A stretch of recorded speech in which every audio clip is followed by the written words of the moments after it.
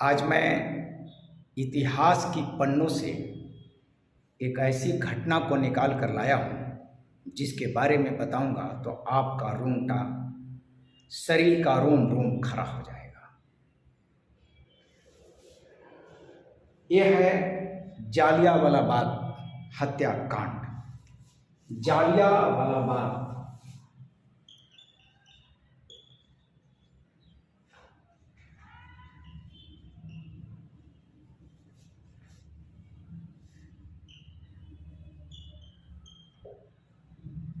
जालियांवाला बाग मास्क्रे।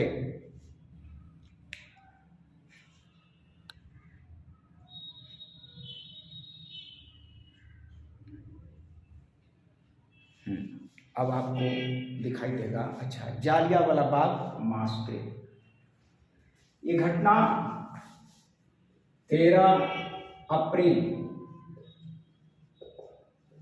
1919 को हुई है। 13 अप्रैल 1919 को। इसलिए हमारे देश में 13 अप्रैल को शहीद दिवस के रूप में मनाया जाता है। शहीद दिवस 13 अप्रैल 1919 को। और ये दिन था बैसाखी का दिन। बैसाखी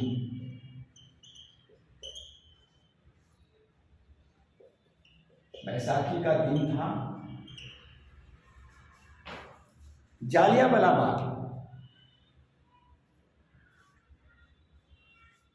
बाग, वहां पर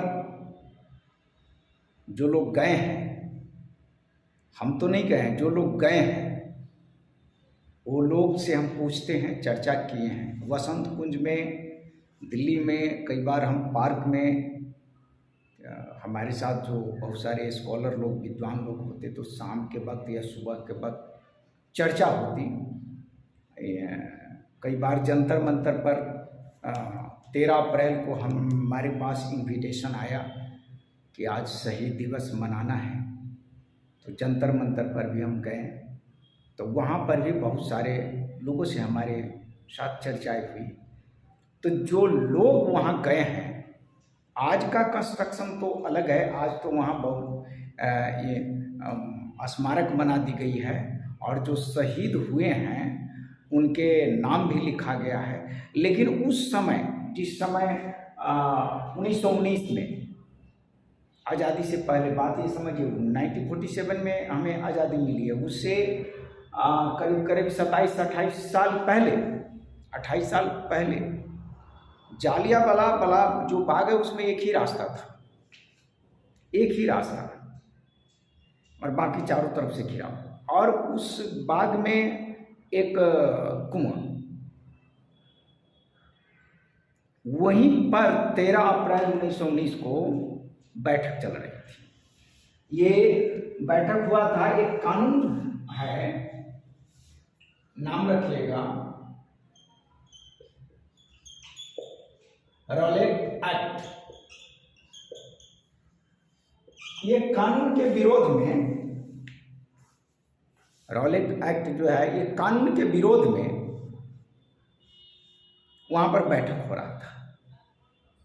हमारे देश के बड़े बड़े नेता भी उसमें शामिल थे और करीब करीब आप अंदाज लगा लीजिए कि उसमें जो शहीद हुए थे, मरे थे, आप इस बात को ध्यान रखिए, डेथ जो शहीद हुए थे, शहीदों की संख्या इसमें मैं आपको बता दूं, करीब करीब शहीदों की संख्या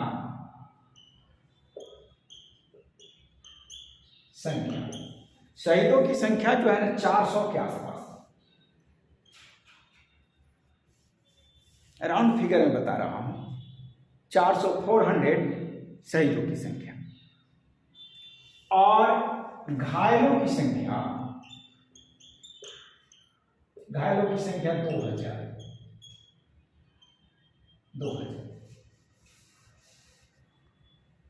और नाबालिगों की संख्या जो था वो करीब करीब आपको रखिए 41 और एक जो है 6 सप्ताह का, 6 सप्ताह, एक 6 सप्ताह का बच्चा,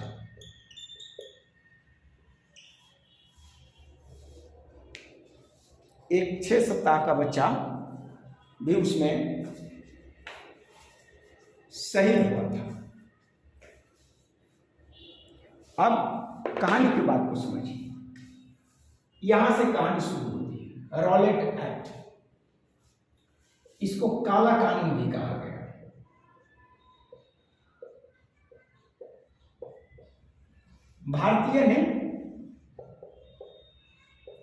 भारतीय लोगों ने इसको काला कानून कहा।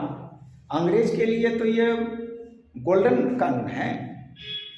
अंग्रेज के लिए ये रॉलेट एक्ट जो है ये गोल्डन कानून है, लेकिन भारतीय के हिसाब से ये काला कानून है। और क्यों, तो बात को समझिए। ये कानून बनाई गई थी भारतीय आंदोलनों को कुचलने के लिए,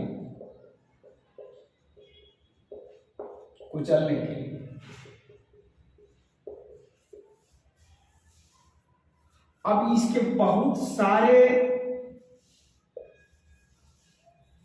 पॉइंट्स हैं कि भारतीय जो आंदोलन है, स्वतंत्रता जो आंदोलन है, उस आंदोलन को कुचलने के लिए एक कानून बनाई गई थी, रॉलेट एक्ट।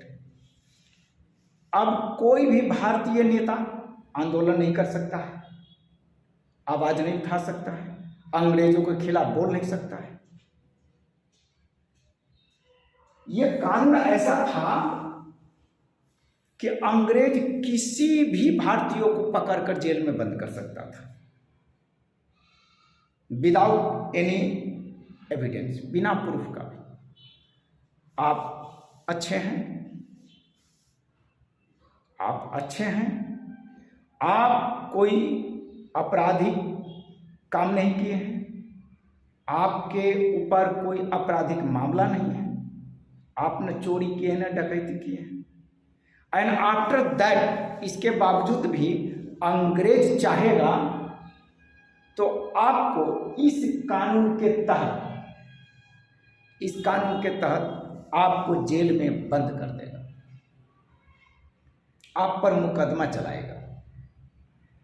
जबकि होना तो ये चाहिए कि पहले उसको हमें आपराधिक पृष्ठभूमि देखना है कि वो अपराध किया है कि नहीं किया है, पहले अपराध के बारे में जानेंगे। लेकिन अपराध को जाने बगैर रॉलेट एक्ट के तहत किसी भी भारतीय को जेल में बंद किया जा सकता है और कर देता है। ऐसा अंग्रेजों ने क्यों किया? ये कानून क्यों लाया? ये कानून जो है आपको क्यों बनी? अंग्रेज प्रथम विश्व युद्ध में, फर्स्ट वर्ल्ड वॉर में वह सफलता हासिल कर लिया था, बहुत काफ़ी सफलता उसे मिली। और अपने जो जितने भी देश हैं जो उसके अंदर में है गुलाम है, वहाँ के नेताओं पर यह प्रतिबंध लगाने के लिए कि वो आवाज़ नहीं उठा सके कि हम स्वतंत्र हों। बात को गहराई से समझिए। जैसे भारत है, तो भारत का कोई भी नेता यह आवाज़ ना उठाए कि हम अंग्रेज भारत से चला जाए। इसीलिए भारतीय नेताओं को दबाने के लिए, भारतीय आंदोलन को दबाने के लिए ये कानून बनाए। और इस कानून इतना खतरनाक कि बिना आपको न्यायालय में गए, बिना किसी अपराध को आपको जेल में वो बंद कर देगा। इसीलिए हमारे देश में जगह जगह पर इस कानून का विरोध हुआ। इसी कानून के विरोध में आवाज उठाने वालों में एक हमारे दो लीडर थे अमृतसर के, उनका नाम भी लिखिएगा, वो अरेस्ट हो चुके थे। उनका नाम है डॉक्टर सैफुद्दीन किचलू, ये नेता एक, और एक थे डॉक्टर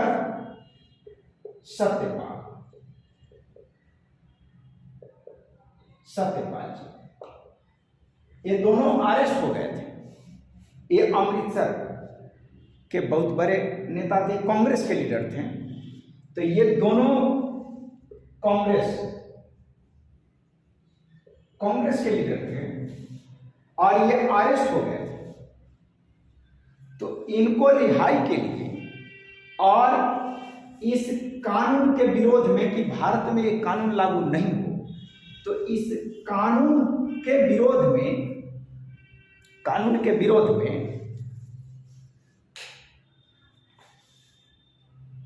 ये जालियांवाला में बैसाखी के दिन 13 अप्रैल 1919 को बैठक चल रही थी और जनरल डायर को यह पता हो गया कि भारतीय लोग गुपचुप रूप से बैठक कर रहे हैं। भारतीय लोग इस कानून के विरोध करने के लिए बैठक कर रहे हैं, जगह जगह पर मजबूती बना रहे हैं। उनको खबर मिली तो ठीक बैसाखी के दिन, ठीक और 5:30 बजे शाम, देखिए टाइमिंग क्या है, 5:30 बजे शाम को उन्होंने आदेश दे दिया कि गोलियां चलाओ और 10 मिनट गोलियां चली, 10 मिनट गोलियां चली और 1600, एक तो 10 मिनट्स गोलियां चली, 1650 राउंड गोलियां, 1650 राउंड गोलियां चली और गोली चलाने वाले ज्यादातर भारतीय पुलिस वाले थे, भारत के ही लोग थे। मात्र 6 आपका ब्रिटिश था, जिसमें एक जनरल डायर और 5 ही था वो पुलिस वाला, ब्रिटिश अंग्रेज पुलिस वाला था।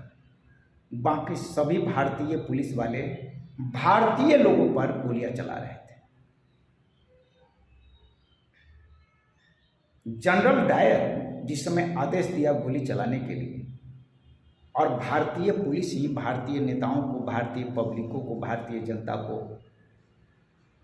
मार रही है, तो उस समय अगर भारतीय का दिमाग सही जगह पर रहता तो उसके हाथ में गोलियां थी, जनरल डायर को उसी समय गोली मार देता। और मात्र 5-6 तो था ब्रिटिश वाला, उस समय ब्रिटिश वाले को भी मार देता, भारतीय लोग नहीं मरता।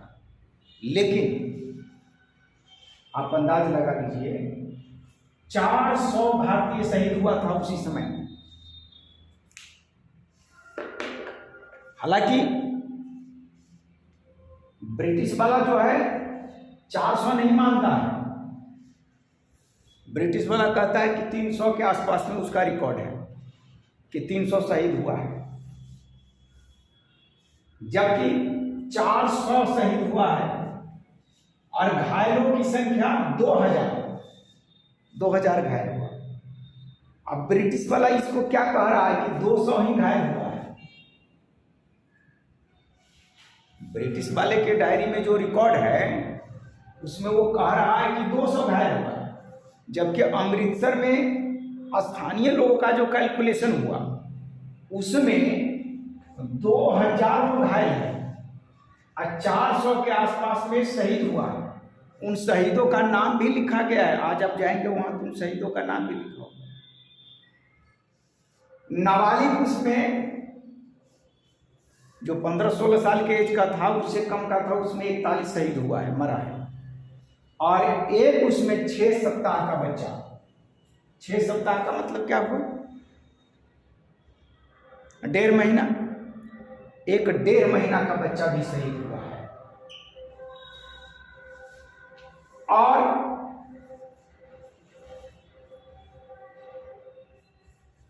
जो हमारे शहीद होने वाले लोग हैं, उनमें से आप एक बात ध्यान रखिए, एक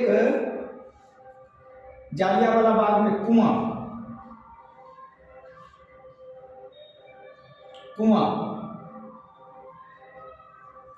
उस जमाने में हर गांव में कुआं होता था, कुएं से का लोग पानी पीते थे। हर जगह कुआं, चापाकल जिसे आज हैंड पाइप कहते, चापाकल बहुत कम। हमारे गांव में, हम अपनी बात बता रहे हैं, 80-90 में पूरे हमारे गांव में एक चापाकल, सुबह से शाम तक पानी भरने वालों की लाइन लगी रहती, और स्नान करने वाले तो नदी में जाकर स्नान करते थे। और आज तो हर घर में चापाकल है, कोई किसी से मतलब ही नहीं रख रहा है, हर घर में चापाकल। लेकिन उस समय चापाकल भी नहीं मिलता था, कुआं से लोग पानी पीते थे। उस जालियांवाला बाग में एक कुआं था, उस कुएं से जब गोलियां चलने लगी तो लोग भागने का, उसको रास्ता नहीं मिल रहा था, एक ही गेट था, और गेट पर ही सारे बंदूकधारी बंदूक ताने खड़ा है और गोलियां चला रहा है। लोगों को भागने का मौका नहीं मिले कि कहां भागे।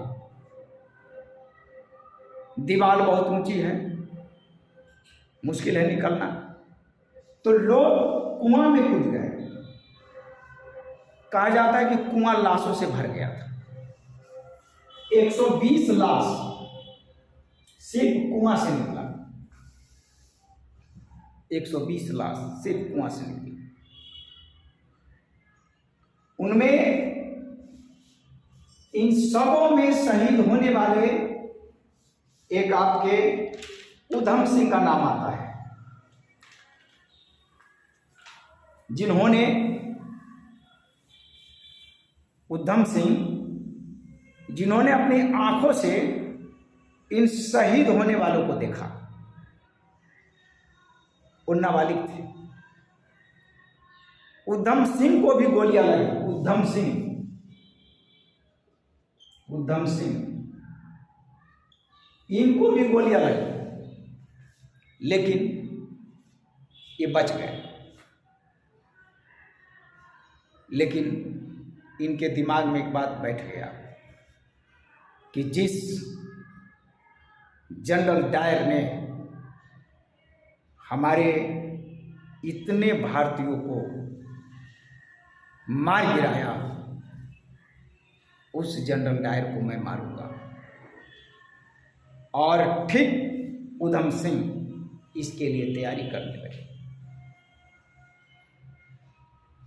अब उस जनरल डायर के बारे में पता लगा रहे कि कहाँ है, पल पल की खबर लेने लगे। और उन्होंने इंग्लैंड चले गए, लंदन में चले गए, क्योंकि जनरल डायर अब भारत से वो लंदन में चला गया।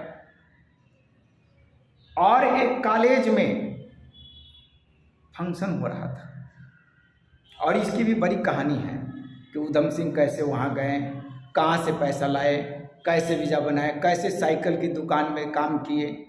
फिर लंदन में गए तो उन्होंने साइकिल की दुकान में काम करके अपना गुजर बसर किए। फिर वो पिस्तौल कैसे खरीदे, फिर ये पता कैसे लगाएं कि आज वहाँ फंक्शन होने वाला है, तो वहाँ पर जनरल डायर वो पहुँचेंगे। अंदाज लगा लीजिए, इस सारे चीज़ का एक बहुत बड़ा रोड मैप है, बहुत बड़ा कहानी है, लंबी हो जाएगी कहानी। बात आते हैं टॉपिक पर। तो उधम सिंह, आप संजोग से देखिए, ये 13 मार्च 1940, 13 मार्च 1940, याद रखिए 13 मार्च 1940 को उधम सिंह ने जनरल डायर को गोली मारा। गोली मारा कैसे, अंदाज लगा लीजिए आप। अब पिस्तौल कैसे ले जाएगा?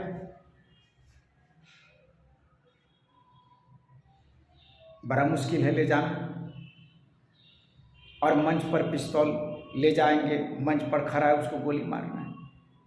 तो उन्होंने एक मोटी पुस्तक खरीदी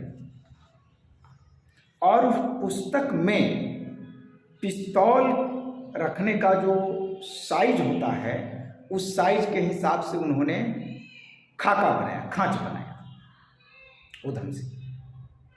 और उन्होंने खांच बनाया और उसमें वो पिस्तौल रखे और उसको ऊपर से कवर करके लोगों को लगा कि तो पुस्तक है। मंच की तरफ वो बढ़ने लगे, जिस मंच पर ये जनरल डायर खड़े थे।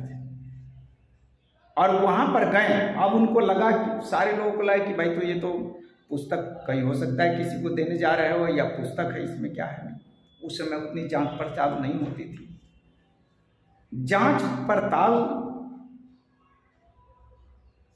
उस समय उतनी नहीं थी जितना कि आज है।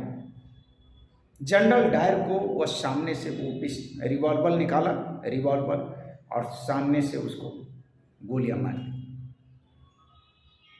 वो वहीं धराशायी हो गए। पुलिस वाले ने उन्हें पकड़ लिया। देखिए, जो जनरल डायर 13 तारीख को 13 अप्रैल 1919 को आदेश दिया था जालियांवाला बाग में गोली चलाने के लिए, तो वो ठीक 13 और ये 13 डेट सेम है। ये 1919 है, ये 1940 है, यानी 21 साल बाद, आफ्टर 21 ईयर्स 21 साल बाद उधम सिंह ने बदला लिया। 21 साल बाद। और इस उधम सिंह को 31 जुलाई 1940 को 31 जुलाई 1940 उनको फांसी पर लटका दिया, फांसी दे दी गई। 4 महीने मुकदमा चली और इसके बाद उनको फांसी दे दी। इस तरीके से उधम सिंह हमारे इतिहास में भारतीय स्वतंत्रता सेनानियों के नाम में उधम सिंह का नाम एक आदर पूर्वक, स्नेह पूर्वक लिया जाता है। उधम सिंह के बारे में आप सोचेंगे कि 21 साल तक उनके दिमाग में बात बैठा रहा कि यही जनरल डायर ने हमारे देश में हजारों लोगों को घायल कर दिया और सैकड़ों लोगों को शहीद कर दिया, मार दिया। आज इस उधम सिंह का नाम इतिहास में स्वर्णिम अक्षरों से लिखा गया है। और ऐसे ऐसे महापुरुष को मेरा कोटि कोटि नमन।